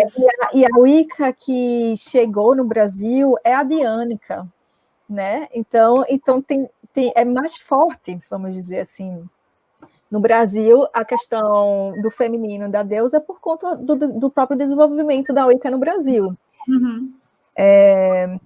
Então, no xamanismo só foi homem, né? Que também é interessante. Agora, só foi homens entrevistados, mas eu não entrevistei ela, mas eu fiz pesquisa bibliográfica de documento dos sites dela, um monte de coisa, de entrevistas para poder trazer ela, porque ela foi a primeira que trouxe o xamanismo para o Brasil, e foi uma mulher. Mas a gente tem mais essa visão do homem, né? E realmente os entrevistados foram homens. Mas aí ela que foi que começou no Brasil. E ela trouxe essa perspectiva da mulher no xamanismo, porque ela foi influenciada do Cálice e a Espada, a autora do Cálice e a Espada. Eu nem sei se eu trouxe esse livro. Eu esqueci o nome dela agora. Não estou lembrada também. Hã? Não estou lembrada. Eu esqueci agora o nome dela, mas é a autora do Cálice e a Espada, e é a autora que ela traz, né, ela cria essa questão e traz essa questão do feminino, né, e do feminismo que vai influenciar esses grupos da década de 80, de 1980, até Star Rock, tudinho. E ela é bem velha, né? Então, e ela vai nos Estados Unidos, é dessa época. Enfim, então, xamanismo. Heine Eisler. Seria esse? Seria sim. ela? Uhum. Tá. Tem algumas questões também aqui para você. Mas tu pode fechar o teu pensamento para não ficar te cortando. Deu uma travadinha. Tem algumas questões que foram colocadas aqui no só comentário. Do que eu falei, Wicca, faria, xamanismo. Do Rifenism, que é o germânico, foi 2 mulheres e um homem, interessante. E do helenismo foi 2 homens. Legal. Então, eu acho que, em geral, aí eu tenho que me lembrar, a maioria foi homem. Mas foi, na verdade, a maioria por pouquinho, assim, mas foi mais balançado. Deixa, porque só posso falar assim, porque, como eu falei, eu não olhei de novo os dados para poder tratar hoje. Tá. Então, o Henrique, ele fala, Karina, gostaria de saber sobre o trabalho de campo, se você esteve presente nas práticas, o Henrique. Uhum, O Denilson, ele fala sobre maçonaria, né? Se nesses grupos do mesopaganistas, do intermediário, se existe essa relação com a maçonaria. Então, são duas coisas distintas. Sim, com certeza. No caso, a maçonaria vamos dizer assim, tem outros grupos, né, assim, mas a maçonaria que lidera, né, que ela inicia no século XVI e vai indo, então no século XIX, ela está lá, né, e a Wicca é completamente influenciada pela maçonaria. Várias coisas da Wicca, práticas, denominações, vêm da maçonaria. Uhum. Eu tenho na minha tese, eu trabalho no primeiro capítulo, quando eu falo sobre alta magia, que eu trabalho, que é a influência, no caso, do paganismo, da alta magia e da magia natural, no caso do campo, que vai ter as duas, né, que vão influenciar. E aí, da alta magia, eu falo da maçonaria, da Rosa Cruz e da Aurora Dourada, que são as ordens que vão influenciar. E o Henrique pergunta para você se você participou dessas práticas desses grupos. Sim. Eventos, rituais, tudo que... vários. Participei de vários. Eu fiz um gráfico não, né? Uma listinha de todos que eu participei para ficar claro visualmente. Não está em texto, não. Eu fiz um quadro. Esse não. Que aí até fica mais fácil até para mostrar agora aqui. Eu gosto de fazer esses quadros para ficar visualmente mais fácil de entender. É no final do terceiro capítulo. Quando tu procura aí, eu quero dizer que a gente tem 15 minutos para fechar essa temática. Então, as pessoas que estão na sala, que queiram fazer ainda as perguntas, aproveitem esse tempo que está bem rico, bem legal. Aqui, ó. Opa. Participação. Eventos, rituais e locais de visitas durante a pesquisa. Visitas durante a pesquisa 2015 e 2018. Foi uma pesquisa. O nome do local, o período e o nome local. Aí o dia do orgulho pagão, ritual de equinócio de outono com o ramo de cavalo e Taobi, em São Paulo. Eles são do druidismo. Celebração em homenagem aos 40 anos da Fellowship of Isis, em São Paulo. No caso, com esse daqui, em geral, né, que é de Isis, não é só da Wicca. Visita ao Templo da Deusa também, que eles também fizeram rituais lá, que esse foi que, inclusive, teve a participação de 2 sacerdotisas daqui da Inglaterra, que elas estiveram lá. Entendi. Encontro de neopaganismo paraibano, na Campina Grande. Não, peraí, eu confundi. Templo da Deusa, eita. Esse foi o de Marvespa, de Brasília. É porque eu fui também no que o Claudinei criou. Que é o templo... Acho que foi com a Sorita que estava aqui. Sim. Esse daqui foi o de Brasília, que eu fui de Marvespa. Então, Porto Alegre, um ritual de xamanismo, Dia Mundial da Deusa em Recife, Círculo de Mulheres em Recife, Encontro Anual de Bruxos, que foi online, Encontro Brasileiro de Druidismo e Reconstrucionismo Celta, no Rio de Janeiro, Santuário da Grande Mãe, tá? Esse foi o de São Paulo. Verdade. Conferência de Wicca Espiritualidade da Deusa, São Paulo, esse foi de xamanismo em Pipa, no Rio Grande do Norte, e que teve também espiritualidade da deusa, que foi o sagrado feminino, e com outras coisas, foi bem interessante, e também da tradição Yanawa. Essa também foi bem interessante para tratar do xamanismo. Eu ia tratar, assim, mas não dava mais não, porque já era o xamanismo brasileiro mais indigenizado, não sei se posso falar isso. Mas também é um campo para pesquisa também, que tem que ser desenvolvido. E foi muito bom para eu não aprofundei, mas tá aí, faz parte. A Mariana Ximenes, nossa pesquisadora, que é professora também da UFPA, ela está falando parabéns, né, por ter conseguido abranger as 5 regiões do país na pesquisa, e ela sabe o quanto é difícil fazer isso no Brasil, né? Esse deslocamento,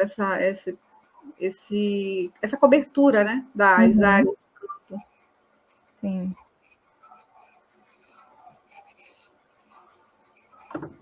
Tem alguma pergunta? Não. Como a gente tem ainda uma outra temática na sequência, e a gente ainda tem... né? Vai. Mas a gente tem esse tempo ainda para...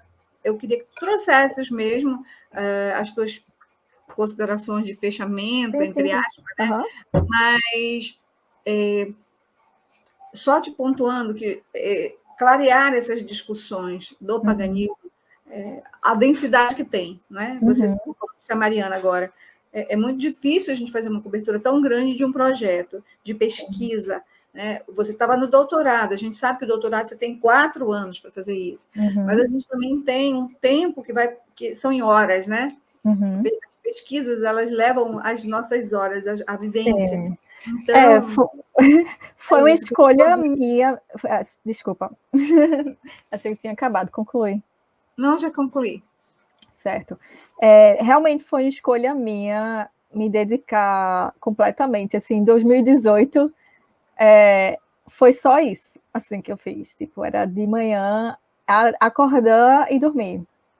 Mas foi uma escolha minha porque eu realmente queria fazer dessa forma, né? Trazer. E a gente tem essa deficiência, né, no Brasil, não só de cobertura em geral, mas de teoria. O pessoal faz as pesquisas, geralmente de mestrado, né? A gente tem mais de mestrado do que de doutorado, e mesmo de doutorado, e aborda mais numa perspectiva antropológica, de pesquisa de campo, mas não vai para a teoria, não vai, assim, buscando examinar e fazer a relação, vamos dizer assim, com o que está pesquisando no exterior, alguma coisa assim. E eu queria trazer, por isso, por exemplo, na pesquisa teórica, eu escrevi bastante, até na histórica também, para trazer isso em português também, né? Porque a maioria das pesquisas são em inglês, então eu queria fazer essa coisa bem grande também para ajudar os que vêm, que virão, né? Para ser como um referencial também, né? Para ajudar nas próximas pesquisas e para pegar todas as lacunas, né? Que tinha, na verdade, que não se tinha, né? Porque não... e fazer mesmo. Foi realmente uma escolha que eu queria fazer realmente, essa produção. Mas você só tem a nos brindar com essas construções, porque, como eu falava no início para você, a importância que a gente tem que ter desse construto científico, né? O que tu falas, assim, a importância de ter uma teoria sobre essas práticas, né? Um olhar que possa fazer pautar as nossas próximas produções, nossas bases. Como a gente está vivendo historicamente, e se a gente for falar final do século XIX, início do século XIX, nós estamos em construção de tudo isso. Então, é pertinente a tua preocupação, a tua intencionalidade acadêmica, né? E, claro, nós tivemos um grande privilégio de você ter o tempo de fazer isso e dispor esse material para a gente. Eu sei que tem vários outros pesquisadores que também estão nesse lugar, né? Mas quem está no território das ciências da religião entende o que você falou, quando você falou que nós estamos à mercê das nossas ignorâncias, né? E ignorar no sentido de não ter aquilo disponível para avançar numa densidade temática, numa densidade teórica. Então, realmente, temos que pensar, né? Não é só olhar ou ser adepto, mas é pensar a ciência a partir daquele contexto, daquele universo religioso, que para nós é fundamental. Só para concluir agora, e também importante na minha perspectiva, é de criar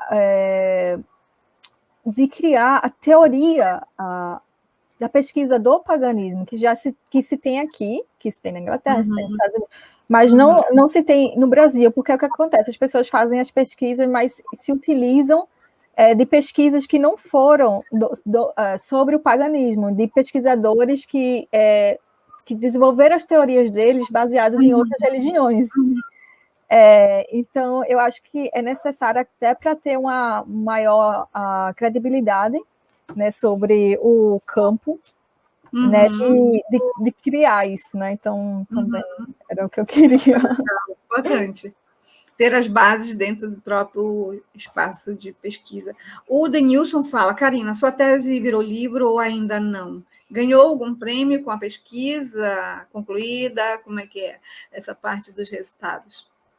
Não virou livro, eu já pensei 1000 vezes, mas porque é muito grande, eu já entrei em contato com a editora, e aí tipo, o livro ia ficar uns R$70, então eu pensei, não, então eu vou diminuir, mas aí também não tive tempo para diminuir, aí eu ainda estou nessa. Mas várias pessoas pedem o livro, mas aí eu não sei se eu lanço desse jeito mesmo, ou se eu faço uma outra forma menor, mas dá uma pena, porque acho que cada... Assim, depende, se for na perspectiva acadêmica, tem mas que faz ter... volume 1, volume 2. Se for da perspectiva acadêmica, tem que ter tudo que tem nele mesmo. Da perspectiva não acadêmica, não precisa, né? Não precisa de muita coisa. Mas aí é que está, né? A dúvida. Mas eu estou falando assim porque sempre me cobram, eu ainda não resolvi isso. Nós aguardamos pacientemente. Ó, o Henrique fala assim, muito pertinente sua pesquisa, Karina. É muito importante a atualização dessas teorias sobre o paganismo para os próximos trabalhos que virão. Denilson diz, parabéns, Karina, obrigado por partilhar seus estudos conosco nessa manhã de junho. Muito obrigada. Então, Karina, eu quero te agradecer e te dizer que quando você também precisar dos nossos espaços aqui no Norte, você vai ter para vir, você vai ter também espaço dentro da nossa universidade, que você já é acolhida, entendeu? Então, não só do Artemis, com certeza, nós temos vários professores que discutem, então, assim, é bom trazer isso que você falou, né? Trazer o pesquisador que está produzindo e dispor dentro do seu próprio campo, produções que possam ser a fala a partir dos seus próprios territórios. Então, queria te agradecer mesmo. O Paulo Everton está falando, olá, Artemis, gostaria de ser membro do grupo. Olha, ele quer ser membro do grupo. Tudo bem, Paulo, a gente vai conversar. Viu, Karina? Então, é isso, queria te agradecer e dizer que a gente está aqui abertas a estar com você assim que você nos chamar. Também. Eu soube que você acabou de sair daqui do Brasil, a gente não teve... Você estava aqui no Brasil, né? Você veio aqui há pouco tempo. Sim, eu fui em abril. Pouco tempo. Mas é aquela coisa que a gente está falando, eu estava no Brasil, mas o tamanho do Brasil... É grande. Eu vi pelas tuas redes que todo mundo estava querendo você, e aí você teve que fazer o roteiro. Porque de Recife para ir é bem longe, né? Muito, muito longe. Atualmente você está em que cidade? O nome da cidade é Luton, que é uma cidade parte, assim, como se fosse de Londres. Entendi. Poxa, que bom estar. Então é isso, a gente vai, não sei se você vai ficar, mas eu sei que tu tens toda uma dinâmica, agora a gente vai ficar muito na dinâmica do grupo a partir da socialização do tema ritos familiares, né? E eu, antes de sair, vocês, de certa forma, conhecem um pouco da pesquisa, o ritos familiares que a gente está tratando, eu fiz o corte para a Wicca em função do trato do paganismo, mas o projeto, quando foi aprovado, a gente apresentou no evento que você estava, e nós estamos com esse projeto pelo pela iniciação científica. Então, nós temos um grupo de pessoas envolvidas, né, pesquisadores e bolsistas, e o trabalho com esse segmento é parte do princípio de que existe um campo religioso, que as pessoas precisam conhecer esse campo religioso para além apenas da base da estrutura da religião, mas olhar para ela com um olhar com maior densidade para gerar a base teórica para que a gente possa entender melhor esses ritos. Porque quando eu te convidei, né, para a gente conversar sobre o paganismo, é muito importante que a gente perceba a densidade.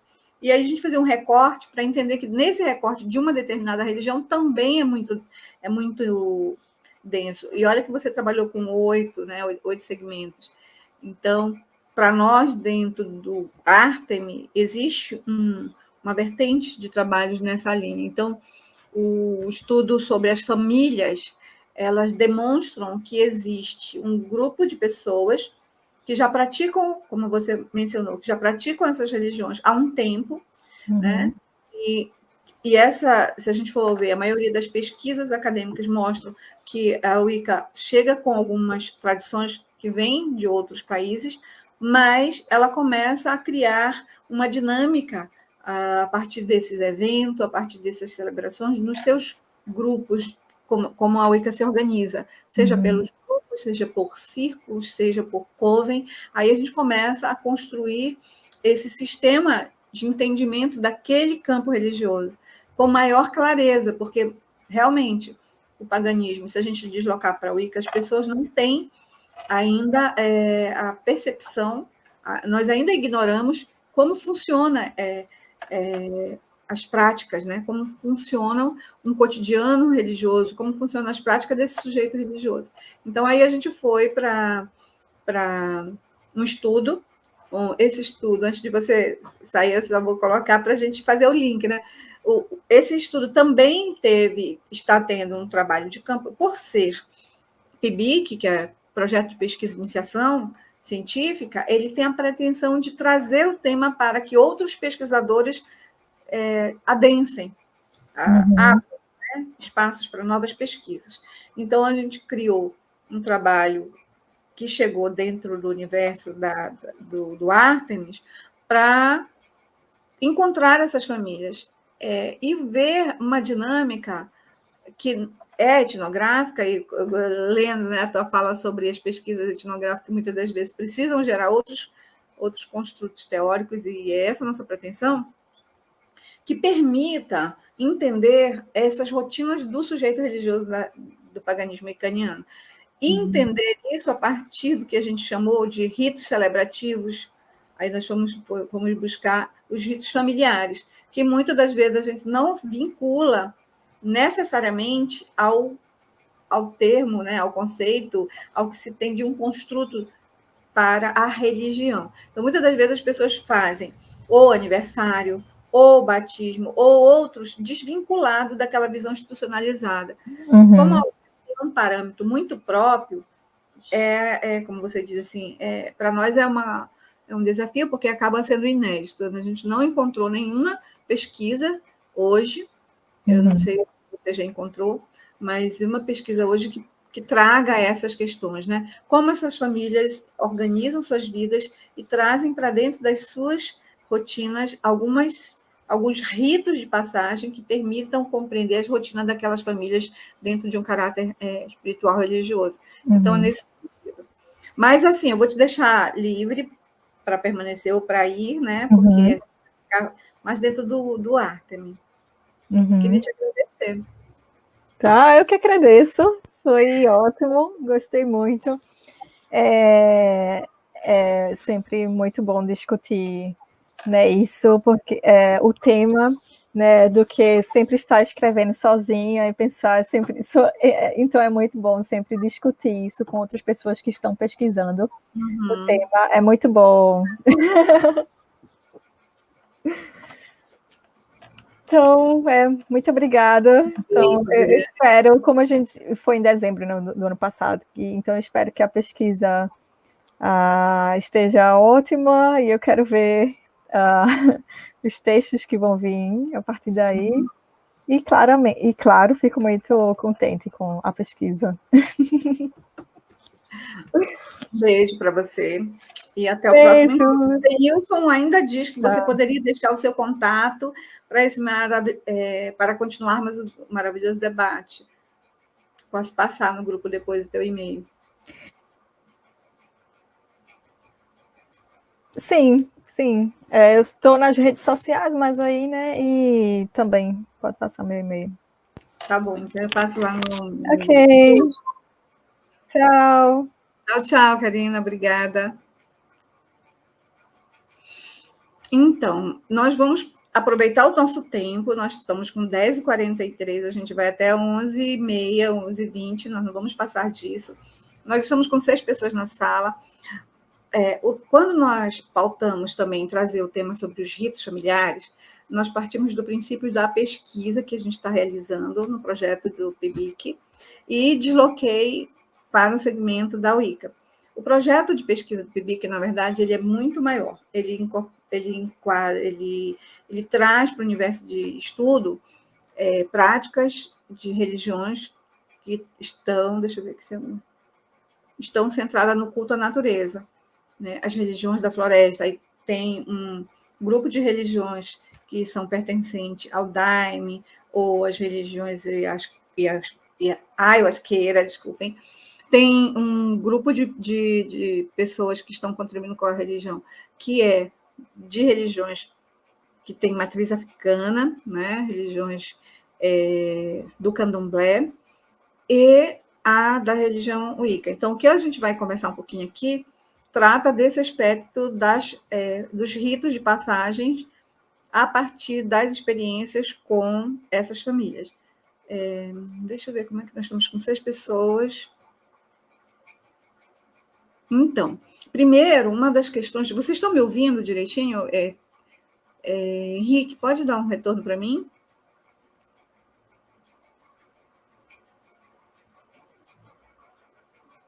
Também. Pode me dar um retorno? Tá tudo ok, né? Então, partindo do primeiro,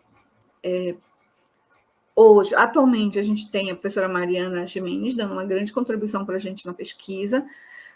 Ela está, inclusive, acho que presente aqui na sala. Nós temos o Fernando Kaufmann, que ele é da Ciência da Religião, ele é graduando, e estamos com a Tayana Duarte também, Tainara Duarte, Tainara Duarte. Então, assim, são os nossos 2 pesquisas. A Tainara, atualmente, é a nossa bolsista de referência, Fernando, bolsista voluntário, estou eu e Mariana fazendo acompanhamento da pesquisa. O que é interessante trazer para todos, primeiro, é essa própria leitura de que existe um universo dos estudos com relação à Wicca que está dentro dos parâmetros de celebrações, né?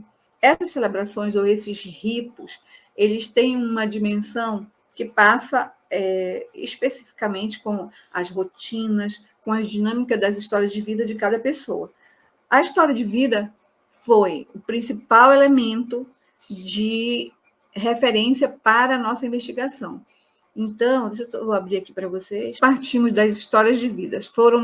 Como foram 3 vertentes, o ponto de referência era ouvir as 3 pessoas desses campos religiosos e, a partir desse ouvir, nós elaboramos o roteiro que parte do princípio de tratar esse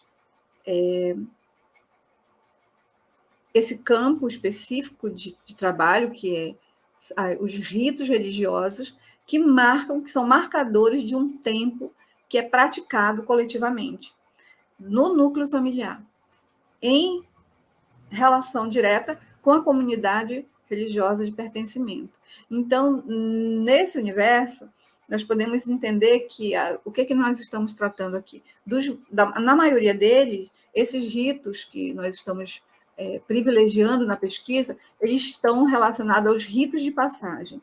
E esses ritos de passagem, eles envolvem práticas no universo da própria família sanguínea, na família da qual aquela pessoa participa, que está relacionando pai, irmão, né, tios, aquele núcleo familiar, E essa relação com o que ela também, na maioria da nossa pesquisa, a gente escuta isso dos que contribuíram com a pesquisa, a família religiosa, né? Então, tem também esse conceito de família, desse contrato familiar, né? Desse vínculo religioso por um conceito de grupo, muito particular no campo também das religiões wiccanianas, ou da religião wiccaniana, das vertentes da Wicca.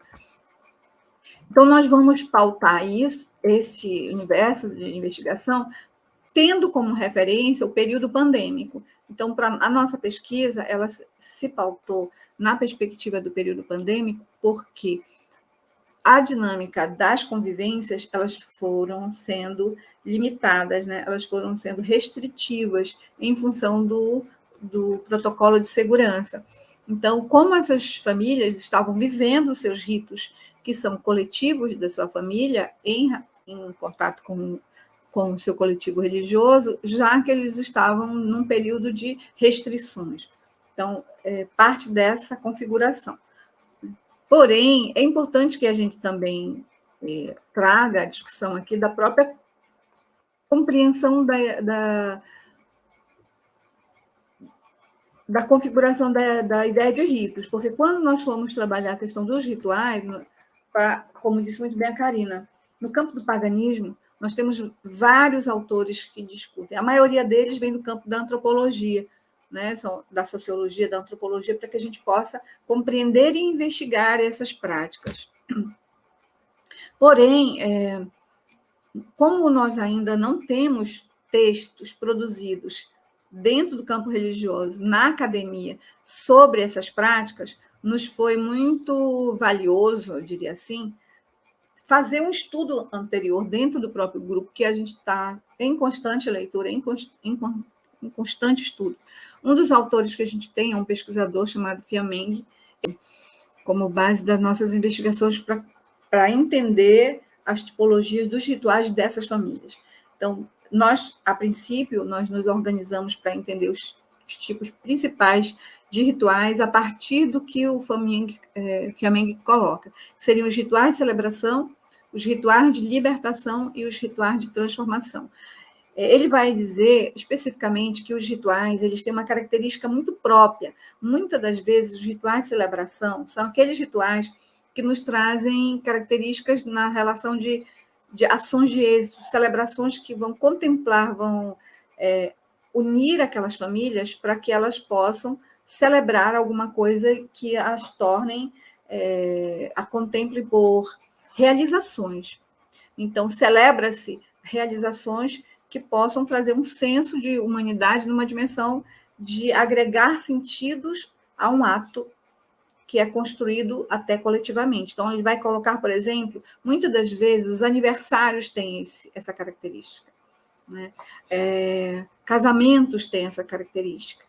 Mas ele vai colocar, por exemplo, como rituais de transformação, aqueles rituais que nos permitem ver as passagens, né? Depois a gente vai entender melhor isso. E o que é muito pertinente ao período que a gente viveu na pandemia, ele caracteriza por um tipo de ritual que ele chama de rituais de libertação, aqueles que muitas das vezes fazem com que você enfrente desafios, passe por processos de perdas, né? Então, na pandemia, eles foram muito mais evidentes a caracterização desse tipo de ritual que ele fala. Para nós, todas essas 3 caracterizações, elas estão muito presentes em outras literaturas que a gente vai encontrar, e principalmente no próprio conceito de Genet, né? Quando ele fala que os rituais, que foi uma das literaturas que foi pautada pelo grupo para estudo, e nós fizemos o último estudo que a gente teve presente, pôde ter mais clareza dessas construções que a gente vem fazendo. Compreender que os rituais de passagem, eles seguem um padrão. E esse é um padrão construído por aquele coletivo, a partir de princípios, né, e de ética particular.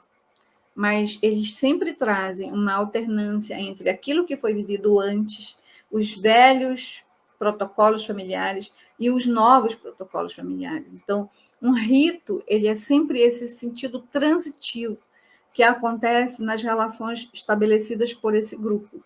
quando nós formos ouvir as histórias das pessoas que contribuíram com a pesquisa, a primeira leitura que nos vem é exatamente esse sentido das teias de relações, né? A maioria das falas, elas trazem o sentido de que há uma relação direta com a infância, né? O sentido ritual para os nossos, as pessoas, os religiosos que participaram, né, e trouxeram as experiências das suas famílias, a primeira leitura que a gente tem é exatamente essa, que a imagem dos processos, dos padrões estabelecidos pelas teias de realizações que eles vivem, né, muitas das vezes no interior das suas famílias ou em relação à família da sua comunidade religiosa, o outro conceito de família que se estabelece nesse universo se dá por uma teia de relações que tem como um ponto, eu diria assim, um ponto base a compreensão de que há um vínculo, né? Os sentidos de vínculos, as pessoas, que é uma própria ética desse ato ritual, né? Desse sentido religioso.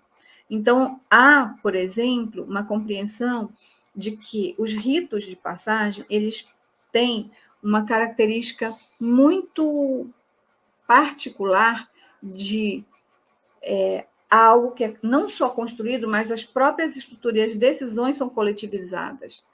Então, quando há uma leitura para o sentido pandêmico do que eles viveram, a gente vai entender que essas novas formas de viver os seus ritos familiares se estabelecem a partir dessa compreensão de vínculo e dessa constituição de um novo padrão para a vivência desses rituais. E esse novo padrão se estabelece a partir de um que eles vão traduzir como o que é uma unidade de sentido, uma unidade de sentido base para a manutenção desses ritos.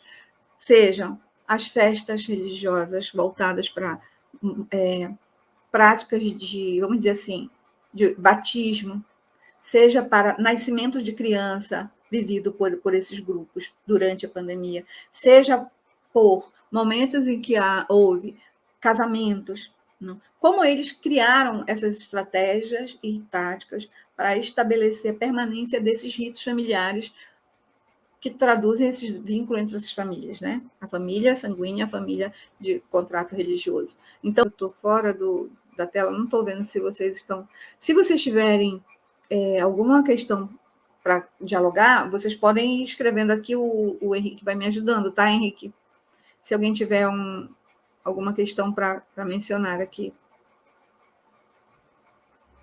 Então, esses sentidos rituais que vão sendo dados, eles se estabelecem a partir de vários conceitos. É a própria compreensão de como essas cerimônias são constituídas. A compreensão de como é que eu posso dizer? De um espaço que é instituído, ele é um espaço intermediário entre o que eles vivem e como se revela esse espaço entre os lugares de vínculos, né? E esses lugares de vínculo, eles são instituídos a partir de um sentido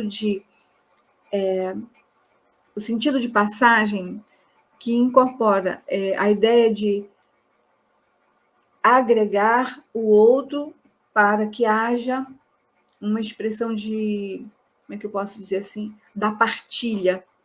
Os ritos de passagem nas famílias ucranianas, eles trazem exatamente esse valor do sagrado, mas que ele necessariamente prescinde da presença. E como fazer isso num período em que essa participação, essa entrega coletiva não acontece? Então, nós vamos entender isso sobre vários aspectos. Estamos exatamente lendo, nesse momento, os ritos, as falas que estão presentes nas histórias, para entender cada um deles. E uma das questões muito, muito, muito presente que a gente consegue sentir é a ideia de... é o conceito de imanência que existe para o contato com as divindades nesses ritos, que traz uma um pertencimento coletivo muito mais estabelecido por... Qual é o conceito de imanência que existe nesses ritos? Deus e deusas estão em todos os lugares. Eles são tudo. Eles são a realização do sujeito no seu universo mais particular. Então, há ali na fala dos nossos entrevistados o sentido de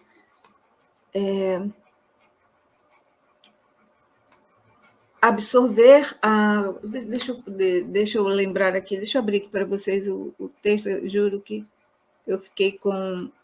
Absorver a compreensão cerimonial religiosa, eles estavam fazendo todos os ritos via rede de computadores, via internet.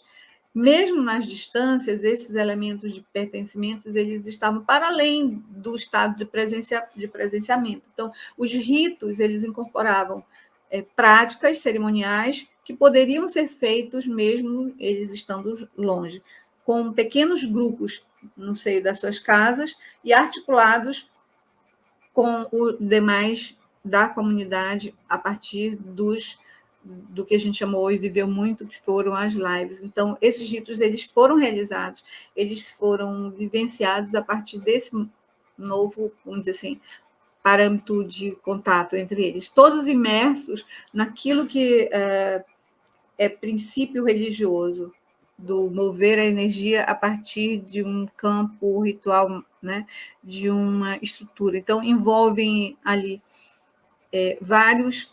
Deixa a gente... Tem uma pergunta aqui. O Henrique está falando, a estrutura dos ritos muda com a restrição do Covid? É isso que a gente está tentando mencionar, Felipe. A maioria dos grupos, eles fizeram seus ritos com pequenos grupos da família.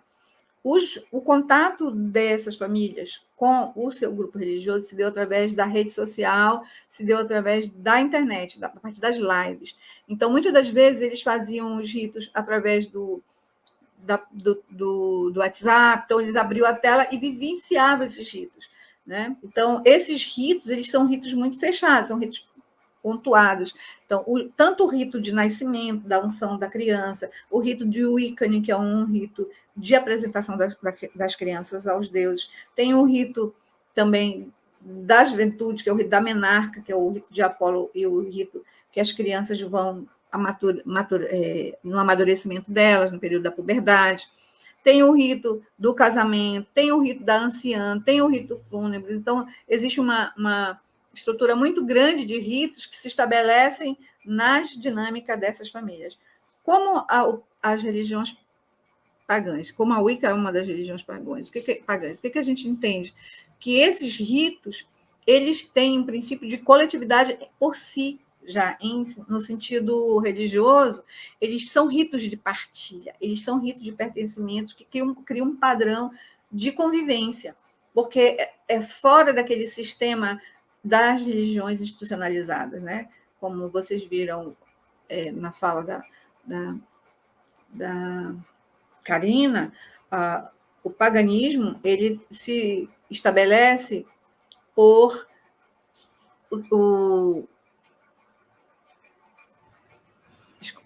se estabelece por... Eu estou olhando aqui a tela e eu acabei saindo aqui da tela. Eu estava olhando o texto e a tela.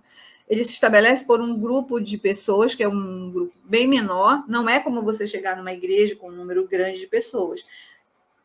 Na Wicca, esses grupos eles se estruturam por círculos ou covens. Na maioria deles, eles são de 13 ou menos de 13 pessoas, esses grupos. E nos ritos de celebrações, eles se estendem aos convidados da comunidade religiosa. Então, você sempre tem um grupo de pessoas muito bem delimitado. Então, é muito mais fácil, para esse período da pandemia, estabelecer um grupo mínimo ali, né? Porque você tem um grupo de base, um núcleo. Então, mesmo nos períodos que eles tiveram de mais críticos pandêmicos, eles tiveram a oportunidade, em algum momento, de reunir com grupos familiares. A maioria das falas anunciam que esses grupos eles estabeleceram rituais centrados na família. A participação dos demais não estiveram diretamente participações físicas. Então, assim, é um tema que a gente precisa colocar em discussão. Quando a gente colocou o tema para socializar, é para trazer mesmo os pesquisadores que estão dentro do Artemis ao conhecimento. Nós estamos agora com o estudo das histórias, mas nós vamos ter um banco de dados bem denso desses relatos familiares. Não temos o material fechado, né? Como a gente apresentou no grupo, esse tema no grupo de pesquisa, e também apresentou no encontro internacional, quando a Karina esteve presente, e a nossa necessidade de trazer esse tema é para dispor a permanência do projeto pós-fechamento dele junto ao PIBIC. Né? Nós vamos ter agora o período de fechamento do projeto, do financiamento dele, né, das bolsas, até agosto, mas de agosto em diante nós vamos permanecer com um grupo específico para estudar, produzir os textos para publicação. Né? Esse material não existe ainda, né? Nós não tivemos um tempo hábil de produção desse material, a não ser o relatório do projeto. Então, ritos familiares, ele está aberto, e eu coloquei ele na pauta para verificar quais pesquisadores do grupo têm interesse, a partir de agosto, a gente centrar nesse material e ampliar esses estudos. Atualmente, a gente tem 3 pessoas envolvidas, né, além de mim, e nós vamos fazer as análises depois dos dados que foram gerados com grande densidade, inclusive. Uma pesquisa como essa, ela realmente vai precisar de outros pesquisadores. O nosso grupo, o Artemis, ele ficou muito... Nós não paramos no período da pandemia, nós ficamos muito centrados, produzimos muito material, pesquisamos, nós temos o material inicial desse projeto, as pessoas que quiserem ter conhecimento do material, a gente vai dispor, tanto das literaturas que a gente está usando, que são várias, quanto dos primeiros materiais, não é? E do primeiro artigo que a gente vai estar elaborando para apresentar no relatório agora de agosto. Estamos eu, Mariana, Tainara e o Fernando. Então, nós vamos fechar esse material ainda na primeira semana de agosto. Eu acredito que a gente já tenha entrado em contato com os setores da UEPA, para que a gente possa estar apresentando esse material como primeiro artigo, que é um artigo mais um resumo expandido do que um artigo propriamente dito, que é a natureza do produto do PIBIC. Mas a pretensão do projeto não é se reduzir a essa questão do relatório expandido. Então, nós temos outros projetos que nós vamos estar, e outros trabalhos que nós vamos estar, outros projetos que nós vamos estar colocando o tema para receber um prolongamento dessa pesquisa, né? Renovar essa pesquisa para 2023. E aí eu queria mais trazer essa possibilidade de termos novos pesquisadores de agosto. Estamos abertos a algumas perguntas sobre essa possibilidade, se alguém quiser.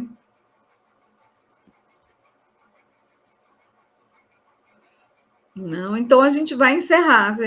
Eu queria agradecer, depois eu vou ficar contigo um pouquinho, tá, Henrique? Aqui na sala. Eu queria agradecer a todos que estiveram nessa palestra com a Karina.